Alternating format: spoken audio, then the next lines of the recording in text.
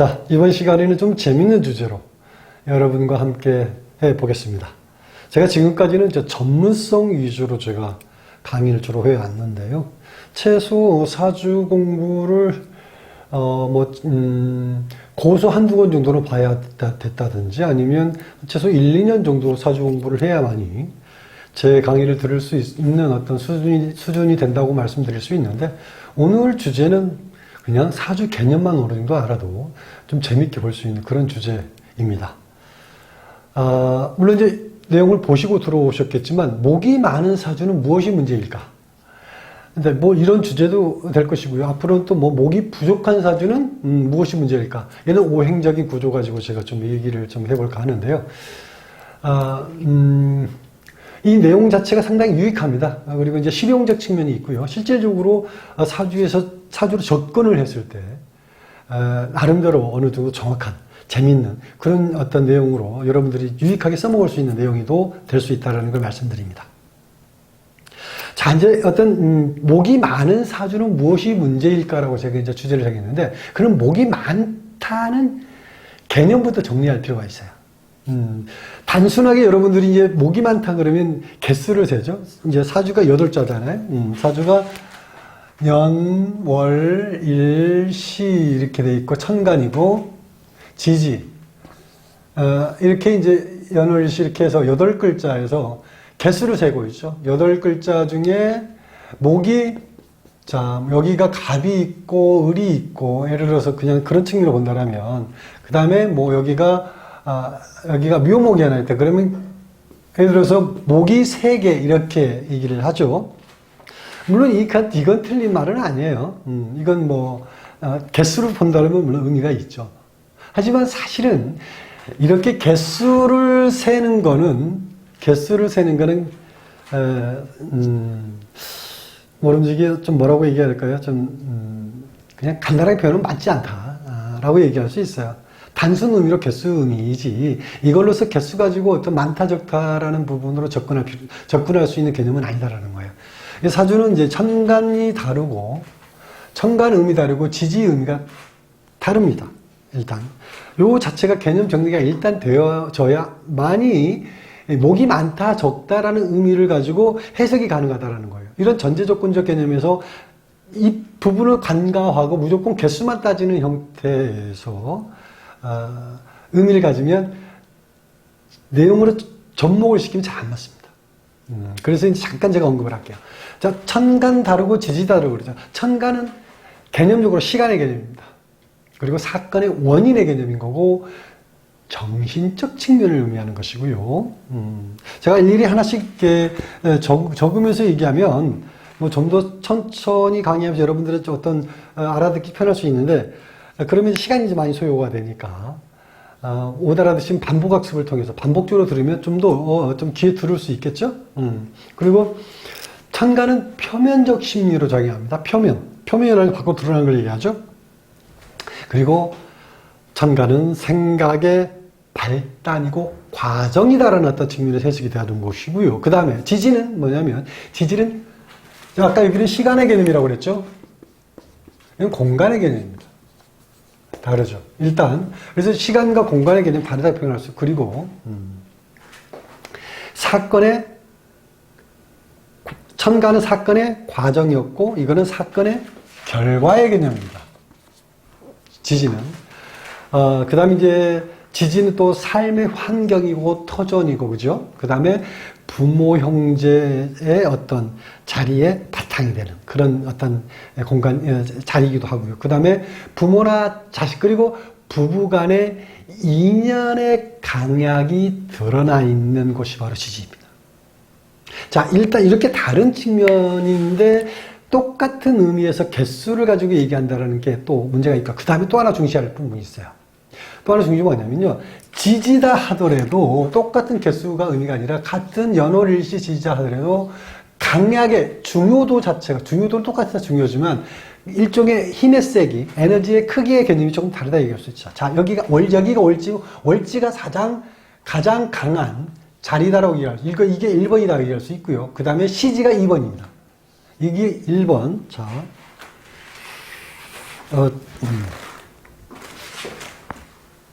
여기를 좀 연월일시 개념에서 조금 정리를 해요. 여기가 1번이고요. 여기가 2번이고요. 여기가 이제 3번이, 일지가 3번이니까 4번이 될 수 있다.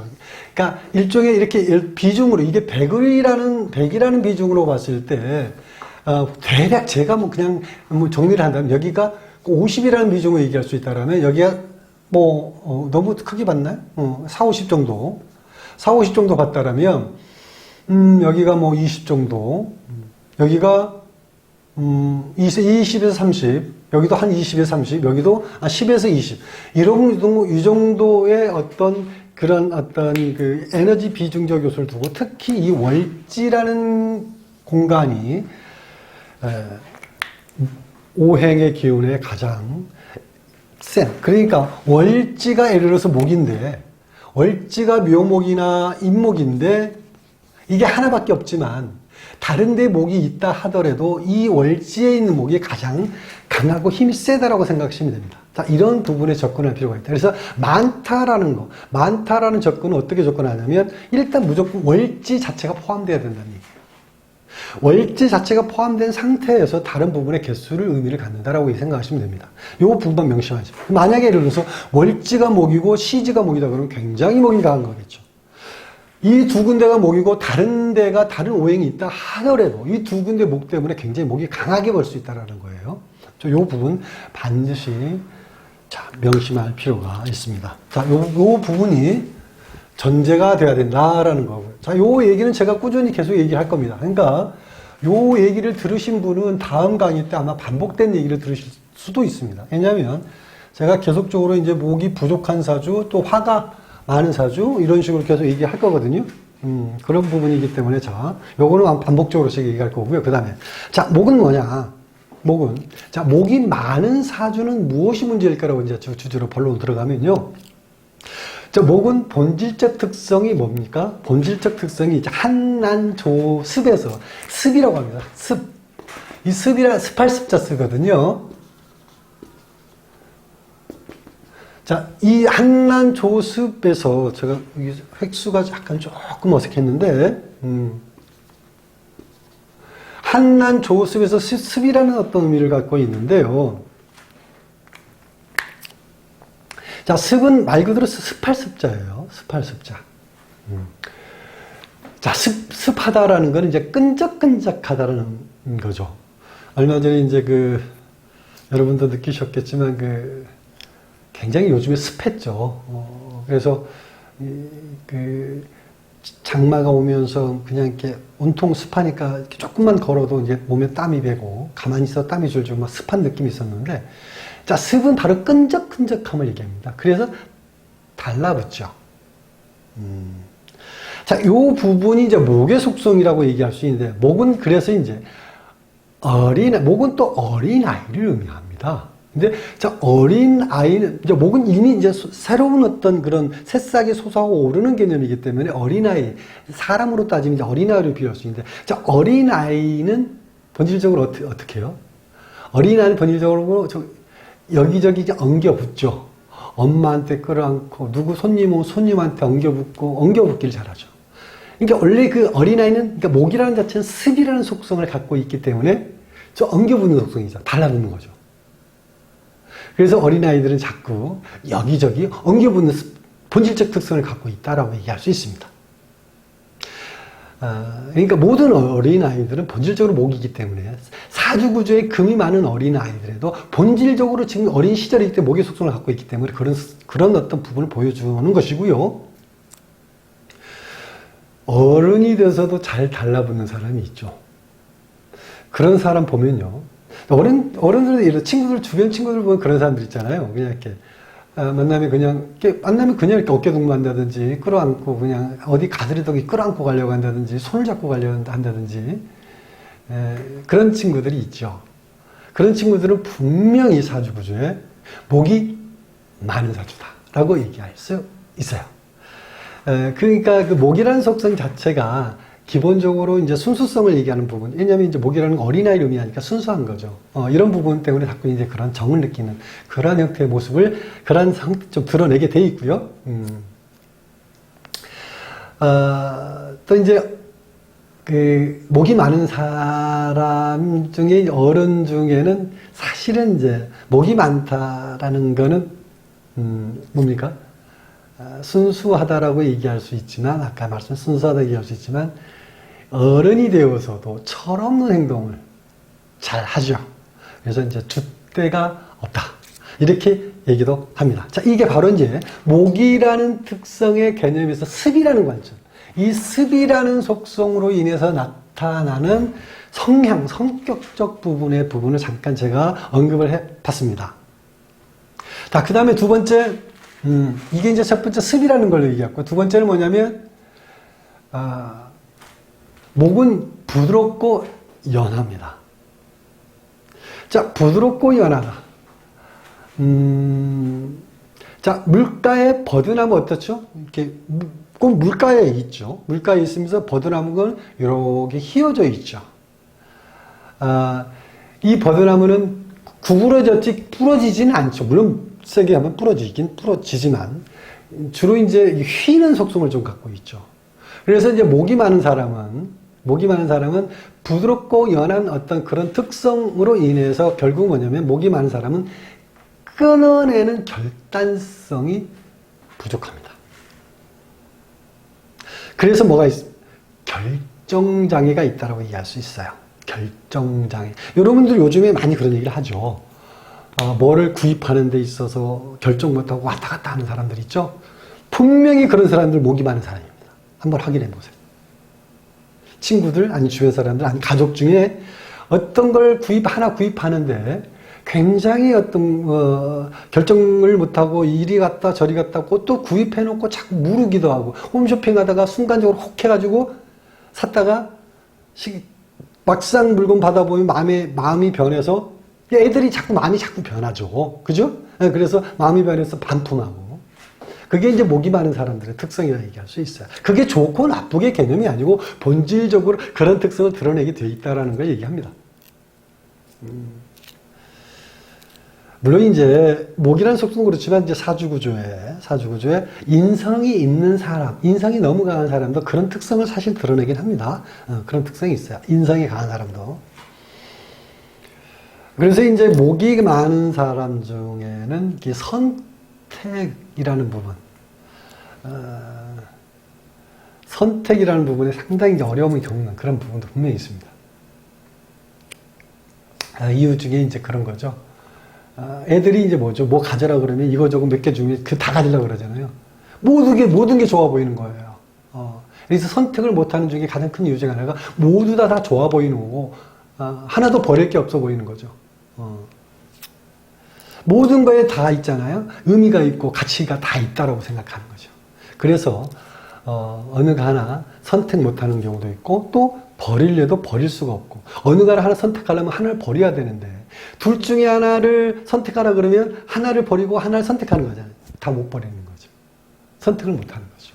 자, 이런 측면도 있다라고 얘기할 수 있습니다. 이게 이제 목이 많은 사람들의 문제점 중에 두 번째를 얘기했고요. 그 다음에 세 번째 한번 얘기해요. 세 번째는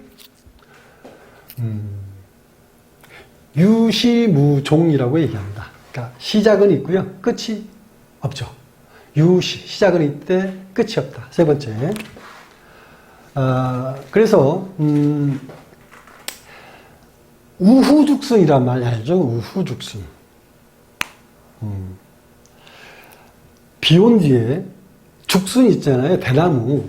비 온 뒤에 죽순, 대나무 죽순도 요즘 이게 반찬으로 많이 해 먹기도 하죠. 비 온 뒤 보면요. 대나무 밭에 보면 그냥 죽순이 그냥 이렇게 며칠 사이, 하루 이틀 사이 그냥 이렇게 자라 올라옵니다. 그것도 한두 개가 아니라 막 솟구쳐 오르죠. 여기저기서. 그러니까 여러 개가 한꺼번에 막 솟아오르듯이 이제 커가는 걸 얘기하는 건데요. 그래서 이제 한꺼번에 많은 게 이렇게 생각이 떠오르고 뭔가 이렇게 시작하는 게 많죠. 여기저기 막 시작하는 게 많죠. 그러니까 이 결과에 대한 부분에 여기저기 시작은 많이 하는데 이 결과에 대해서 장담할 수 없죠. 자, 그 죽순이 다 대나무가 된다라는 보장 없죠. 10개가 죽순이 나오면 그 중에 한두 개가 대나무가 될 수 있겠죠. 그렇다라고 볼 수 있습니다. 그래서 뭐 이렇게 표현할 수도 있어요. 그 여러 마리 토끼 잡으려다 한 마리도 못 잡을 수 있다는 말 표현할 수 있는데, 그 뭐라 그럽니까? 죽순으로 표현되었지만 이거저거 그야말로 다 욕심을 부리다가 결국은 제대로 키울 수 없는, 하나도 제대로 잡을 수 없는 그런 상태까지 갈 수 있는 여지다. 그래서 시작은 많고, 시작은 있으나 결과가 없는 그런 특성을 드러낸 게 목이 많은 사람의 특성. 세 번째 얘기했고요. 그 다음에 네 번째는 자, 목은 또 뭐라고 그럽니까? 목은 시작이잖아요. 항상 시작을 냅니다. 맨 앞장서는 걸 얘기하고, 그 개척자 인생이라고 그러죠. 자, 개척자. 말은 그럴싸하죠. 개척자 그러면 뭔가, 앞장서서, 선구자도 역할을 하니까 인생을 참 멋있게 사는 사람처럼 보이지만, 실질적으로 개척자는 고생을 많이 하죠. 뭐 IT 계통에서 이제 근무하는 사람도 있겠고, 아니면 이제 개발이나 뭐 발명 뭐 이런 쪽에 특허 이런 쪽에 이제 종사하는 직업을 갖고 있는 사람도 있겠지만, 뭐든지 그렇잖아요. 처음에 개발자들은 결국은 실패를 맛본다. 왜냐하면 시장이 형성되어 있지 않기 때문에 뭔가 고생해서 만들어냈지만 시장이 인정해 주지 못하죠. 어느 정도인 그게 시간이 흘러서 내가 개발한 걸 다시 도용해서 새로운 어떤 형태로 그걸 살짝 변형을 시켜서 그걸 내놨을 때 이제 그때부터 대박내기 시작하는 형태. 그래서 처음에 이렇게 냈던 사람. 근데 음악 예술 모든 이런 분야도 마찬가지인데, 이 개척자라는 거는 결국은 고난의 길이다라고 얘기할 수 있어요. 그래서 뭐 새로운 걸 개발하고 뭐 발명하고 이런 자체는 좋은데 결과적으로 어떤 그에 따르는 혜택이나 덕을 누릴 수 있는 것보다는 그냥 사람들에게 나름대로의 어떤 능력적인 부분은 인정받을 수 있지만 실질적인 보상은 없다라고 볼 수 있습니다. 그래서 이제 개척자, 그래서 새로운 땅, 새로운 도시, 새로운 환경, 새로운 직장, 뭐 새로운 직업, 이 모든 거에 대한 부분에서 보면 거의 그런 새로움 속에서 뭔가 살아가는 인생의 개념이다라고 볼 수 있습니다. 사실은 많이 힘든 거죠. 그렇지만 본질적으로 어떤 성향을 갖고 있어요? 희망이라는 거라든지 그에 대해서 고통이다라고 생각하지 않고요. 그걸 즐길 수 있는 성향을 갖고 있기 때문에 고통이 있다 하더라도 그 고통을 고통으로 받아들이지 않는 사람이 또 목이 많은 사람이다 라고 얘기할 수 있습니다. 어린아이가 실패를 하고 뭔가 새로운 거 해가지고 안 됐다고 그래가지고 순간적으로 좌절을 하지만 어린아이가 무슨 고통스럽게 생각하지는 않죠. 물론 어린아이의 고통도 고통이지만 어른들이 느끼는 고통하고 또 다르다고 얘기할 수 있겠죠. 자, 일단 그런 부분을 얘기한 거고, 그 다음에 다섯 번째. 자, 목이 많은 사람들에게 할 수 있는 언어가 있습니다. 문장이 하나 있죠. 굉장히 특색적 문장이라고 얘기할 수 있는데, 여러분도 물론 잘 아는 문장입니다. 실패는 성공의 어머니. 아시죠? 실패는 성공의 어머니. 이 목이 많은 사람을 두고 하는 말입니다. 자, 일단 기본적으로 목이 많은 사람은 매사에 꿈과 희망으로 삽니다. 그리고 본질적으로 이제 아까 잠깐 언급했지만 기획이나 계획, 설계를 하는 그런 본질적 특성을 가지고 있고요. 그래서 너무나 먼 미래를 보고 사는 어떤 그런 특성을 갖고 있죠. 그래서 뭐예요? 현실성이 결여되어 있다라고 얘기할 수 있습니다. 자, 현실성이 결여되어 있다라는 건 항상 실패라는 자체가 눈앞에 있죠. 자, 아까 제가 우후죽순이라는 말을 얘기했죠. 유시무종을 얘기했고요.